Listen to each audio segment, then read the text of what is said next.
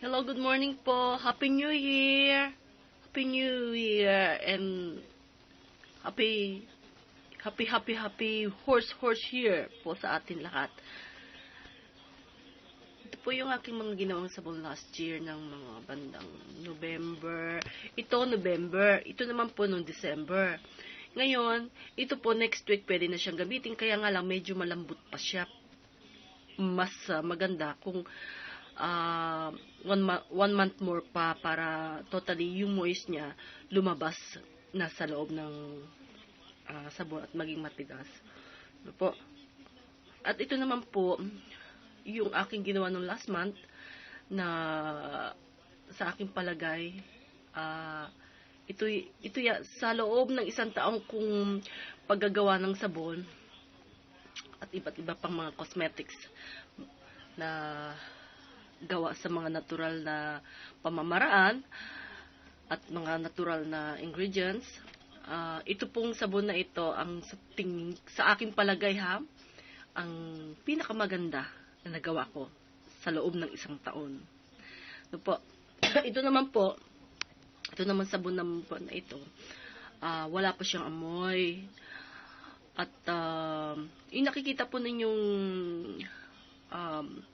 orange at pink na yan po yung natural glaze na maganda po sa balat.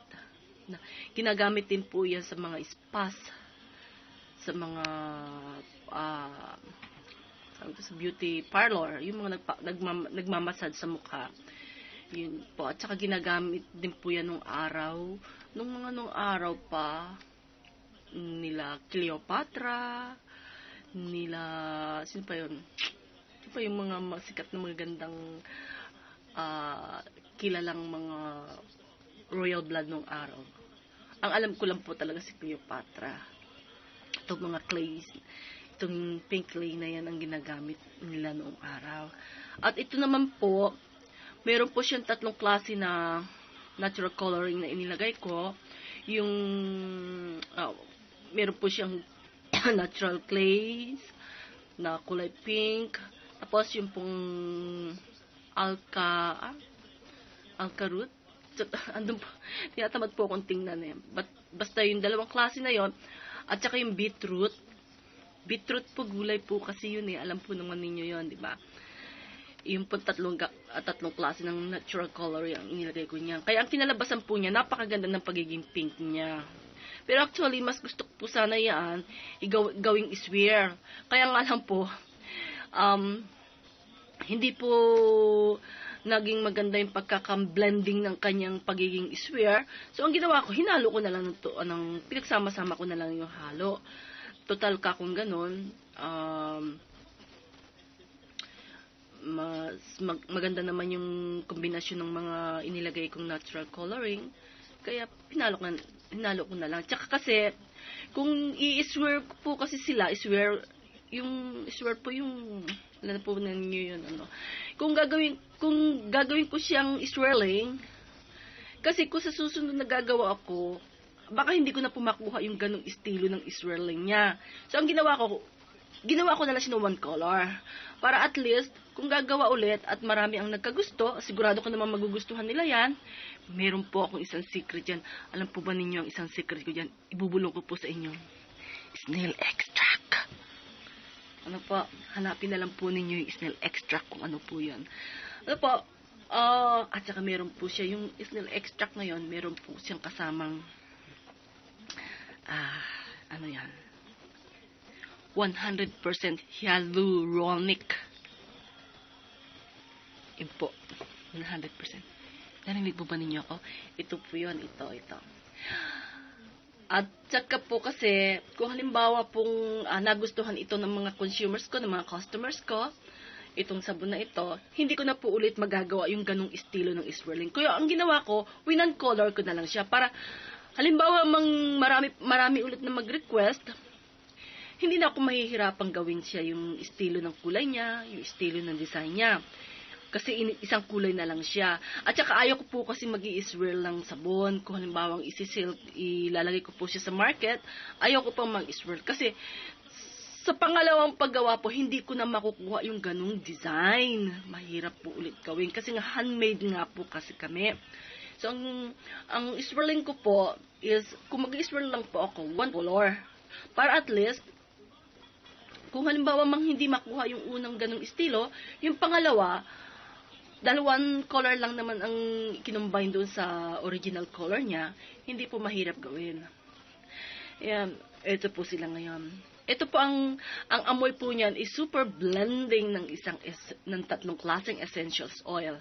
Ito po, relaxations, at saka, ano pa ba?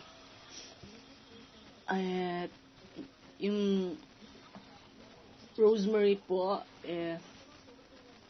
ano ba yan? Relaxations, at saka, rosemary, at saka, harmony. Pasensya po kayo sa akin ngayon at medyo sinusumpo na naman lang ako ng aking allergies kasi nung nakaraang araw nung January 1 po kasi tingnan po ninyo yung aking lamesa, punong-puno po yan, iba't ibang klase. May mga iba't ibang klase.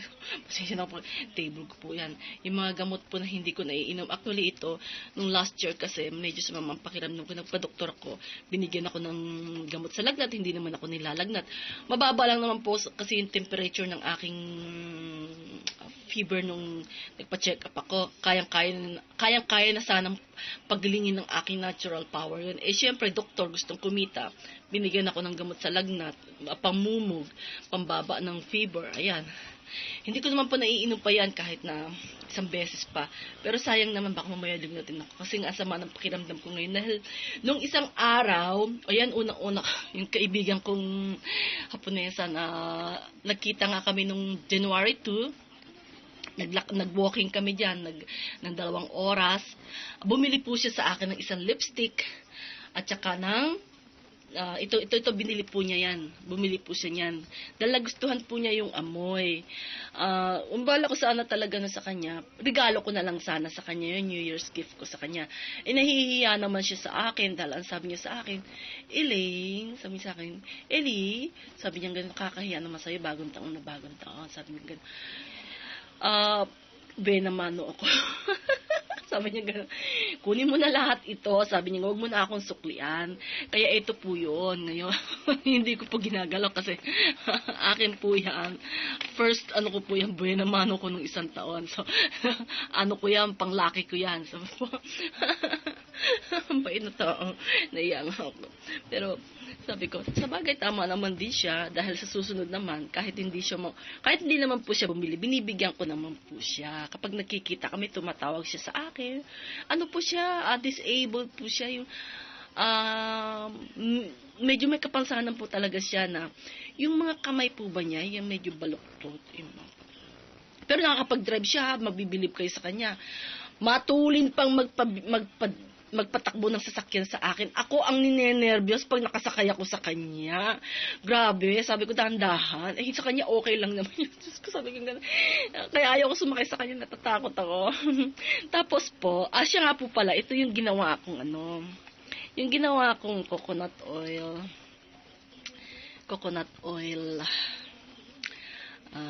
body lotion. Ito po, maganda po yan. At napakabango. Kasi nga yung coconut oil na ginamit ko is fresh na fresh. Ngayon, ginawa ko po ito talaga para lang sa sarili ko. Kasi nga, taglamig, nagdadry ang balat natin. Ngayon, ang ginagamit ko naman po kasi sabon na ginagawa ko na lang. Kaya, hindi naman talaga siya totally dry. Kaya nga lang, syempre, mas iba pa rin yung applyan mo siya ng lotion kung medyo maarte kang katulad ko. Kaya ang ginawa ko, ayaw ko naman po nang binibili na sa labas dahil lalo nanunuyo ang balat ko, hindi ko alam. Tsaka dried ang balat ko, yung para bang merong puting linya yan, dried nga, ganun. Kaya, nung isa kong kababayan natin dito na nagtitinda siya ng mga kakanin, gumawa siya ng latik.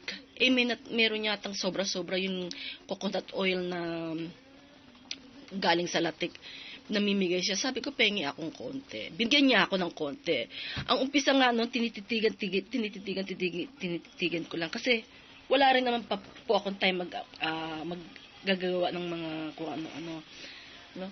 Nung tamang bakasyon nga rito, ang haba ng oras, walang ginagawa. Naisipan kong gawin siya dahil yung ginagamit ko sa katawan is ginagamit ko rin po sa mukha ko. Ito po siya. Nilagyan ko po siya ng secret yan, kaya gumanda siya lalo. And then, yun nga po, sabi ko mauubos na siya. Nakatambak lang naman yung coconut oil na binigay sa akin ng kababayan. Ngayon, ang ginawa ko, total wala naman akong ginagawa. Ginawa ko na siyang coconut lotion. At ang ganda po ng kinalabasan niya. Tingnan niya yung balat ko. Kasi nga, maliban sa coconut oil, marami pa akong mga inilagay dyan na hindi ko nababanggitin sa inyo kasi baka mamaya gayahin ako. Yung mga formulations ko po na yon is only my ideas na talagang ginagamit sa balat. And talagang maganda siya. Ako po ang magsasabi sa inyong maganda siya. Tingnan niyo yung balat ko.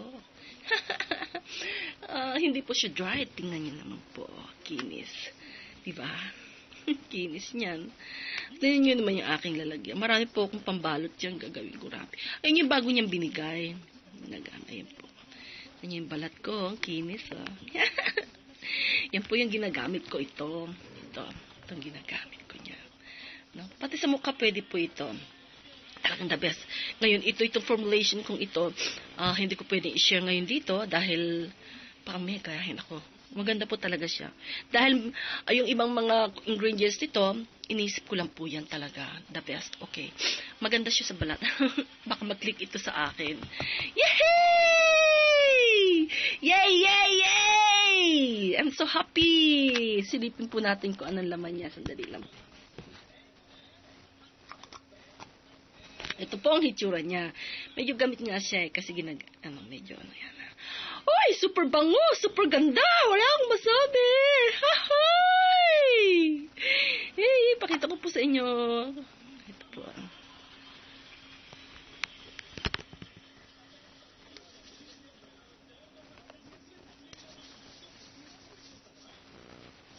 Tingnan ninyo, ang ganda niya. Ang ganda niya. Ang bang pa niya. Kasi nga may mga essential oils ako ng 3 klaseng nilagay dito. Talagang pang-relax. Meron din po siyang lavender pero yung 2 klase wala po rito sa loob niya. Diba po? Kaya ito po, kasi ang dami ko na pong ginawang mga body lotions. Meron din po akong ginawang, ito ginawa ko po ito. Ito po ginawa ko. Pero, ito, hindi ko pa nagagalaw kasi marami siyang nagawa. Yung isa nilagay ko rin sa ganitong lalagyan. Ngayon, nando sa labas, hindi ko na ginagamit kasi nga ito, mas nagustuhan ko talaga ito.